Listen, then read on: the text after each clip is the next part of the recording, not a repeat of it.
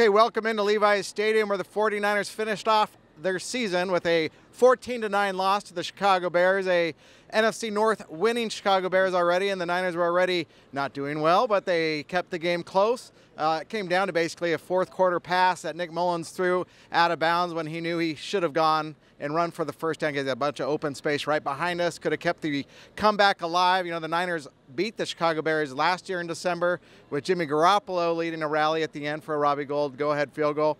Wasn't to be today.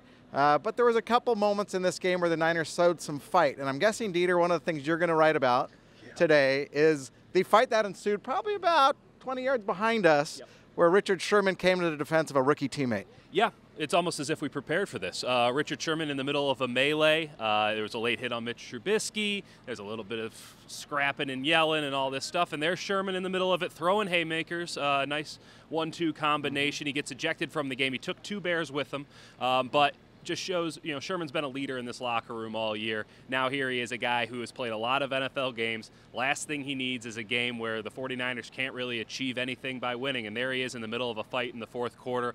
And it kind of represents the fight that the 49ers defense has been given these last couple of weeks. They look pretty good. A lot of young guys in the secondary, but the pass rush is getting a little bit closer. The run defense has been good all year. Fred Warner's been good at linebacker. Elijah Lee at linebacker has slid in well for Reuben Foster, and it's just been right. I think Sherman was joking, 8th safety this year. Nevertheless, hold the Bears to 14 points, a Matt Nagy offense. You got to be excited by what you see with the 49ers defense over the last couple of weeks and what it portends for 2019. They had gone 6 games in a row without a takeaway. They got 2 takeaways today. Big one was Tavarius Moore. He gave up a third down conversion, did not quit on the play. Great show by the rookie cornerback, making his starting debut, popped the ball out. That gave the 49ers offense one more chance to go down the field. The offense, and this has been a struggle all year, and goes back to last year, they struggled in the red zone. 3 times down there in the first half today resulted in all their points and Robbie Gould field goals.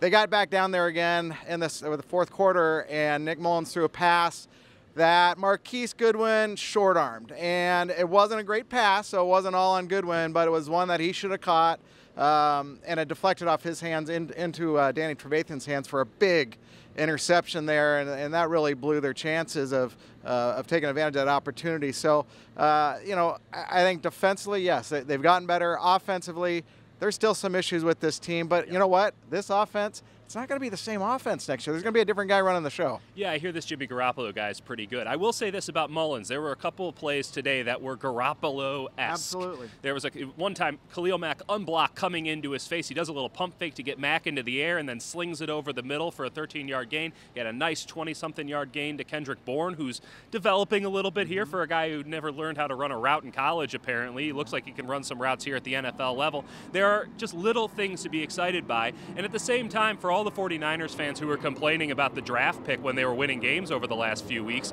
well, now you have optimism and a loss. I mean, this is the best case scenario for some Niners fans. The draft pick is perfectly secure. They're going to get a defensive end probably with the top 5 pick. And they might get one more win before they're done, because they finish off the season down in Los Angeles, where they've closed out the last couple of their final road seasons the last 2 years with they're 2-0 at LA at the Coliseum since the Rams moved back. They own the Coliseum. And last year they beat the Rams JV team, and most likely they'll get the Rams JV team again next Sunday, because the Rams have already clinched the number 2 spot. And the Niners were hoping to finish off the Levi's Stadium schedule, going 5-3 here.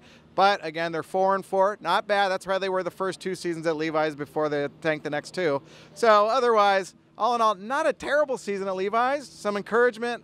Jimmy Garoppolo was 1-0 here this year. Hey, it was a rough game, that Detroit game. I think about it a lot. I will say this about Levi's Stadium. It would be nice if next year the 49ers give fans reasons to chant "Let's go 49ers," because we had a good "Let's go Bears" chant here today. A lot of people coming in for the holiday weekend.